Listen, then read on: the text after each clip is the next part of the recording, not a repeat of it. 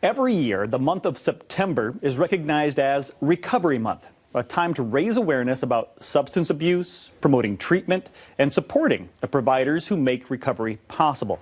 One of those providers is Blue Cross Blue Shield, and we welcome onto the mix via Zoom the Behavioral Health Medical Director, Dr. William Beecroft. Hello, Dr. Beecroft. Good morning.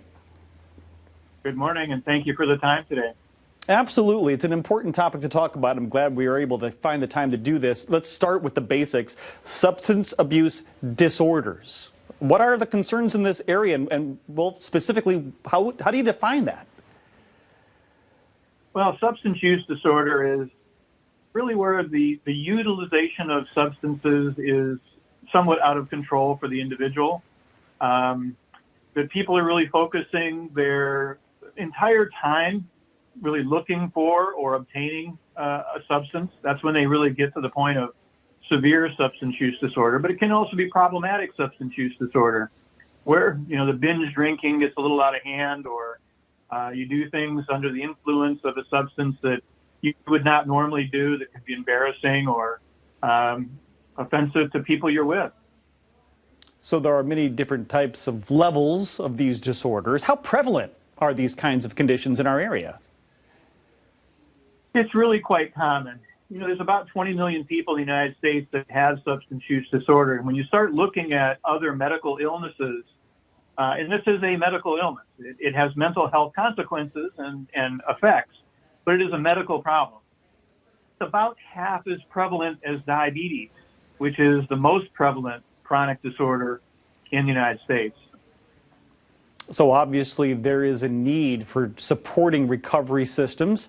Let's talk about finding the problem, the symptoms. What do we look for symptoms of a substance use disorder?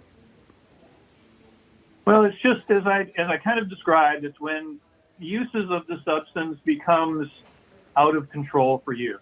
It's no longer fun to be around someone that is using a substance. So there's problems at work, there's problems at school. Not being able to achieve the goals that have been set out for you or the tasks that you need to do, showing up to work late, being still intoxicated when you show up to work or school, being hungover such that you can't really function correctly. Physical health issues can also be problematic. We see a lot of consequences with pancreatitis, with liver disease. Other consequences of alcohol use would be bad reflux, upset stomach, ulcer disease, these kinds of things. You also don't pay attention to your appearance. So you come a little bit more slovenly to your workplace, to meetings with other people, to connections with your friends, not quite the same person that you were. And then the changes of behavior and money issues, because all of those issues start really having a consequence. If you're not working as well, you take time off, or you have a, in quotes, mental health day because you're hungover, you're not getting paid for those days. So now you can't make your rent, you can't make your food budget, these sorts of things. So a lot of things start to really compound on themselves when this is a problem. And if we see those symptoms, doctor, how can we support, say, a loved one, maybe a child or a colleague or a friend or a family member who's struggling?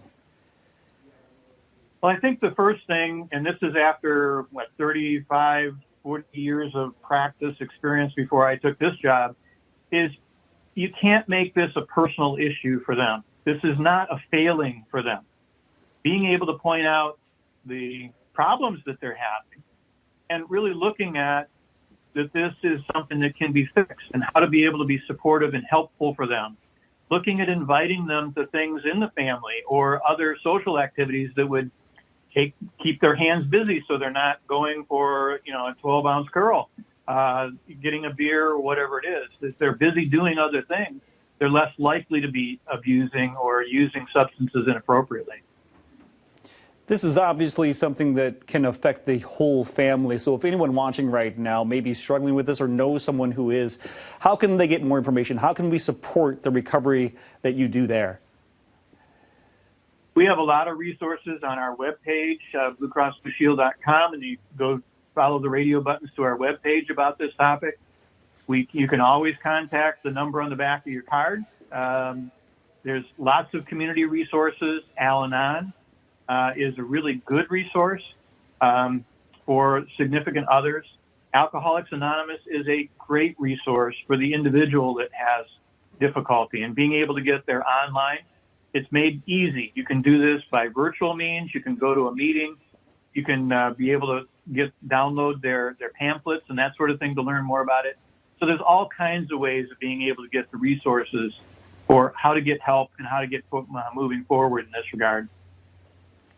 Well, we thank you for the information, Dr. Beecroft. We want to make sure that we get that information out to you as well. bcbsm.com/mental health for more information.